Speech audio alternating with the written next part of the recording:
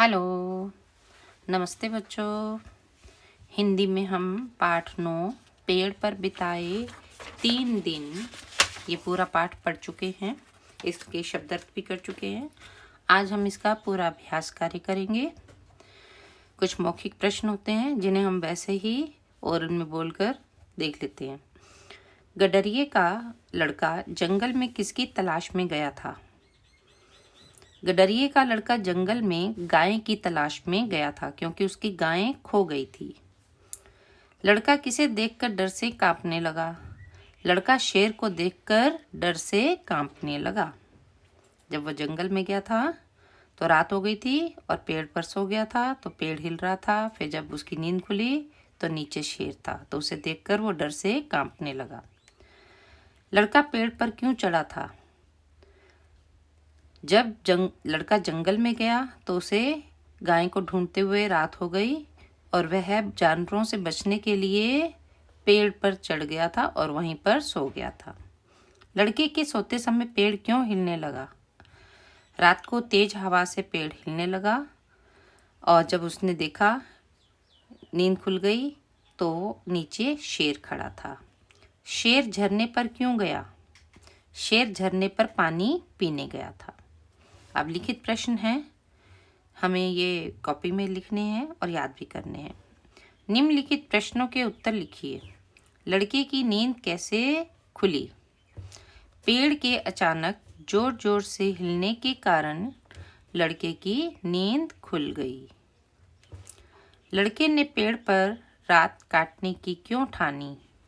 गाय को ढूंढते ढूंढते अंधेरा हो गया, इसलिए जंगली जानवरों से बचने के लिए लड़के ने पेड़ पर रात काटने की ठानी। शेर लड़के की किस मंशा को समझ गया? मंशा मीन्स मन की बात को। शेर लड़के की पेड़ से उतरकर भागने की मंशा को समझ गया। लड़के की भूख और सारी कमजोरी कैसे गायब हो गई?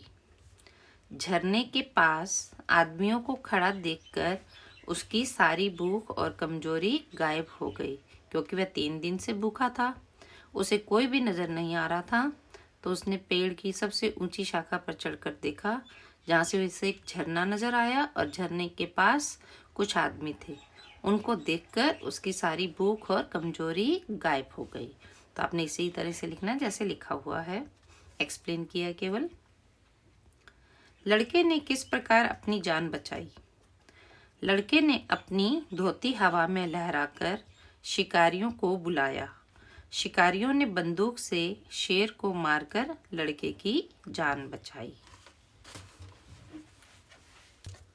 प्रश्न 2, उचित विकल्प के सामने सही का चिन्ह लगाइए। वाक्य दिया हुआ है और 4 विकल्प दिए हैं इसमें, तो हमें सही पर निशान लगाना है। गीदड़ की आवाज को क्या कहते हैं? हमने पाठ में पढ़ा है ना, शेर गरजता है, बादल गरजते हैं, शेर गुर्राता है, और गीदड़ की आवाज को क्या कहते हैं? होवाना। तो हम इस पर टिक करेंगे। लड़की की तरफ कौन ललचाई आंखों से देख रहा था? गाय, बैल, शेर या मालिक? शेर देख रहा था, क्योंकि उसको लगा कि ये मेरा शिकार है, इसलिए वह उसको ललचाई आंखों से देख रहा था। शेर कितने दिन तक पेड़ के नीचे लड़के का इंतजार करता रहा? 2 दिन, 3 दिन, 4 दिन या 5 दिन? 3 दिन। तो हम पाठ का नाम भी है यही, पेड़ पर बिताए 3 दिन। लड़के का पिता क्या था? कुम्हार, किसान, लोहार, गडरिया? गडरिया था, क्योंकि जो जानवरों को चराते हैं वो गडरिये होते हैं। लड़का पेड़ पर क्यों चढ़ गया था? रात बिताने के लिए, जंगली जानवरों से बचने के लिए, आराम करने के लिए या सभी के लिए? किस लिए चढ़ गया था? जंगली जानवरों से बचने के लिए। शेर झरने की तरफ क्यों देख रहा था? क्योंकि उसे वहां कोई शिकार नजर आ रहा था, क्योंकि वह प्यासा था, क्योंकि उधर शिकारी आ रहे थे। झरने के पास अन्य शेर खड़ा था। वह झरने की तरफ इसलिए देख रहा था क्योंकि वह प्यासा था। निम्न पंक्तियों के भाव स्पष्ट करें। ये जो वाक्य हैं किताब के अंदर आए हैं, तो उसका अर्थ बताना है। नींद चारपाई और बिछावन नहीं ढूंढती, तो इसका अर्थ है नींद को चारपाई और बिछावन, बिछावन का अर्थ होता है बिस्तर, नींद को चारपाई और बिछावन की जरूरत नहीं होती। जब हमें नींद आ रही होती है तो हम फर्श पर ही सो जाते हैं, तो ना हम देखते हैं कि चारपाई है या बिस्तर है या नहीं। क्या आज भी एकादशी रहेगी? लोग एकादशी का व्रत रखते हैं ना, तो शेर ने भी यही सोचा, क्या आज भी एकादशी रहेगी? इसका अर्थ है क्या आज भी भूखा रहना पड़ेगा? भूख में सब्र कहाँ? तो इसका अर्थ है जब भूख लगती है तो सब्र नहीं होता। जो कुछ भी होता है तो हम कहते हैं जल्दी से इसे खा लें, मिल जाए हमें।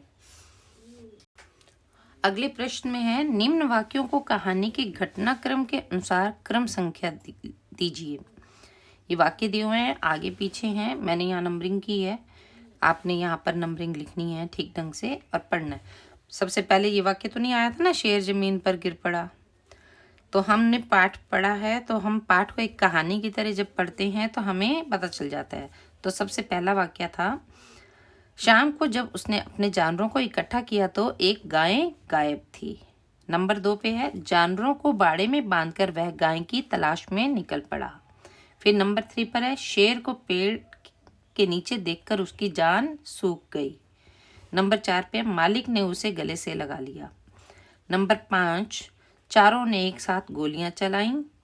नंबर 6, आने वाले आदमियों को लड़के ने चिल्लाकर पेड़ के नीचे शेर के बैठे होने की सूचना दे दी।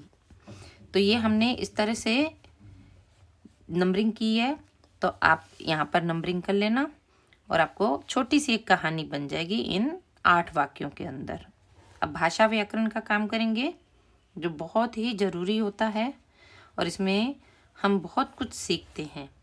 नीचे दिए गए शब्द युग्मों को सही स्थान पर लिखिए। युग्म होता है जोड़ा, शब्द के जोड़े दे रखे हैं। थका मांदा, इधर उधर, पेड़ वेड़, बैठे बैठे, भूख प्यास, भाएं भाएं, जंगल वंगल, दौड़ धूप। यहाँ पर हमें ऊपर उदाहरण दिए हैं। एक जैसे शब्द, जैसे कभी कभी, ये दोनों शब्द एक जैसे हैं, तो हमने भी यहाँ से एक जैसे शब्द लिखने हैं। जैसे मैंने एक अंडरलाइन किया, भाएं भाएं, तो दोनों शब्द एक जैसे आए हैं ना। बैठे बैठे, यहाँ पर लिखा है बैठे बैठे। अब मिलते जुलते शब्द हैं, जैसे उछल कूद, तो यहाँ पर आएगा थका मांदा, दौड़ धूप, यानी कि मिलते जुलते शब्द हैं। अब यहाँ पर है सार्थक और निरर्थक। एक शब्द सार्थक है और दूसरा निरर्थक है, यानी कि उसका कोई अर्थ नहीं है और हम बोल देते हैं। जैसे दौड़ वोड़, दौड़ का तो अर्थ है लेकिन वोड़ का अर्थ नहीं है। जंगल वंगल, यहाँ लिखा हुआ है। पेड़ वेड़, ये रहा। तो यहाँ हमने सार्थक और निरर्थक शब्द लिखे हैं। यहाँ पर है विपरीतार्थक शब्द, यानी कि एक शब्द का दूसरा उल्टा अर्थ हो। जैसे गाय का विपरीत क्या होता है? बैल। ऐसे भूख का उल्टा प्यास, इधर का उल्टा उधर। तो गाय बैल, भूख प्यास, इधर उधर। तो ये हमने यहाँ से ढूंढकर इनके नीचे लिख दिए। अगला प्रश्न है, निम्नलिखित वाक्यांशों के लिए एक शब्द लिखिए। चंद्रमास की 11वीं तिथि, या 11वीं तिथि जो उसे एकादशी कहते हैं। नदी तट की भूमि, किनारा, पेड़ की शाखा का अग्रभाग, अग्रभाग मीन्स आगे वाला भाग, उसे कहते हैं फुनगी, जो आपने किताब में पढ़ा है। भाषा व्याकरण का प्रश्न तीसरा, नीचे दिए गए मुहावरों के अर्थ लिखकर इनका वाक्यों में प्रयोग कीजिए। ये हैं मुहावरे। ठान लेना, इसका अर्थ है निश्चय कर लेना। वाक्य बनाया है, मैंने परीक्षा में प्रथम आने की ठान ली है। प्रथम मीन्स फर्स्ट, तो हम अगर ठान लें, निश्चय कर लें तो कर सकते हैं। दूसरा, रोएं खड़े होना, जो हमारे शरीर पर छोटे छोटे बाजुओं पे बाल होते हैं ना, तो उसे कहते हैं रोएं। रोएं खड़े होना यानी कि डर जाना। जब हम डर जाते हैं तो हमारे रोएं खड़े हो जाते हैं। वाक्य बनाया है, शेर को देखकर रामू के रोएं खड़े हो गए। आप किसी का भी नाम लिख सकते हैं, अपना भी लिख सकते हैं कि मेरे रोए खड़े हो गए। ठीक है, तो वाक्य को हम बिल्कुल सही ढंग से बनाएं। जब हम वाक्यों में किसी का नाम प्रयोग करते हैं तो कोई भी नाम लिख सकते हैं। जान सूख जाना, इसका अर्थ है घबरा जाना। सांप को देखकर राहुल की जान सूख गई, यहाँ भी हमने किसी का भी नाम यूज़ किया, तो इसलिए किसी का भी नाम लिख सकते हैं। अगला है हाथ पांव ढीले पड़ना, इसका अर्थ है कुछ समझ में ना आना। वाक्य बनाया है भूख की वजह से रामू के हाथ पांव ढीले पड़ गए। तो इनको आपने अच्छी तरह से याद करना है और फिर लिखना भी है। प्रश्न 4, निम्नलिखित वाक्यों को दिए गए काल के अनुसार बदलिए। काल मीन्स समय। 3 काल होते हैं, भूतकाल, भविष्यत काल और वर्तमान काल। तो इसमें यहाँ आगे दिया गया है वाक्य के आगे कि कौन से काल में बदलना है। जंगल भाई भाई कर रहा है, ये वर्तमान काल है। इसे किस में बदलना है? भूतकाल में। भूतकाल में था थी थे आता है, तो यहाँ है की जगह क्या आ जाएगा? था। जंगल भाई भाई कर रहा था। अगला प्रश्न वाक्य लड़का पेड़ पर चढ़ गया, किस में बदलना है? भविष्यत काल में। भविष्यत काल में जाएगा, खाएगा, रहेगा, गा आता है, तो लड़का पेड़ पर चढ़ जाएगा, तो भविष्यत काल में बदल दिया। शेर उसे खा जाएगा, इसे बदलना है वर्तमान काल में। शेर उसे खा रहा है, तो ये वर्तमान है। शेर को थकावट हो रही थी, इसे बदलना है वर्तमान में। शेर को थकावट हो रही है। पेड़ कौन हिला रहा है, इसे बदलना है भूतकाल में। पेड़ कौन हिला रहा था। तो हमने यहाँ पर सामने देखा कि किस काल में हमने वाक्यों को बदलना था, उसी तरह से बदल दिया। अगर वर्तमान दिया है उसे भूत में बदलना है तो था आता है, और था दिया होगा वर्तमान में है आता है। तो इस तरह से आप बच्चों को इन बातों का ध्यान रखा है। तो ये पूरी एक्सरसाइज आप बच्चों ने प्रश्न उत्तर से लेकर सारा काम अपनी कॉपी में करना है और याद भी करना है। ठीक है बच्चों, ओके बाय।